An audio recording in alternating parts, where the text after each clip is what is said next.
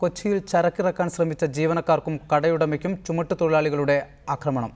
തൃപ്പൂണിത്തുറയിലാണ് ചുമട്ടുതൊഴിലാളികൾ കടയുടമയെ ആക്രമിച്ചത്.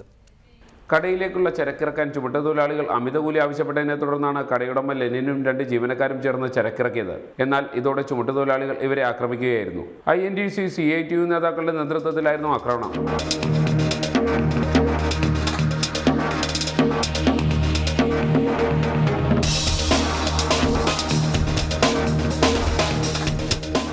മർദ്ദനത്തിൽ പരിക്കേറ്റ ലെനിൻ തൃപ്പൂണിത്തുറ താലൂക്ക് ആശുപത്രിയിൽ ചികിത്സയിലാണ്. നിലവിൽ അവർക്ക് ഇറക്കാൻ പറ്റില്ല എന്ന് തന്നെ അവർ പറയുന്നത്. ആദ്യം ഇറക്കാമെന്ന് പറഞ്ഞു, അത് കഴിഞ്ഞിട്ട് പറ്റില്ല എന്ന് പറഞ്ഞു.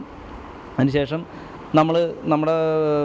ഞാനും എൻ്റെ അനിയനും തൊഴിലാളികളും കൂടി ഞങ്ങൾ ഇറക്കാൻ നോക്കിയപ്പോഴത്തേക്കും ഇവർ വന്നിട്ട് ഇതിനകത്ത് INTUCയിലെ ഷൺമുഖൻ എന്ന് പറയുന്ന ഒരാൾ വന്നിട്ട് ഒരു പ്രകോപനവും കൂടാണ്ട് തല്ലുവാണ് ഉണ്ടായത്. മുൻപും പ്രദേശത്തെ ചുമട്ടുതൊഴിലാളികൾ ചരക്കിറക്കാൻ ശ്രമിച്ചിട്ടുള്ള കടയുടമകളെ ആക്രമിച്ചിട്ടുണ്ട്. സഹ്ന ആന്റണി, റിപ്പോർട്ടർ, കൊച്ചി.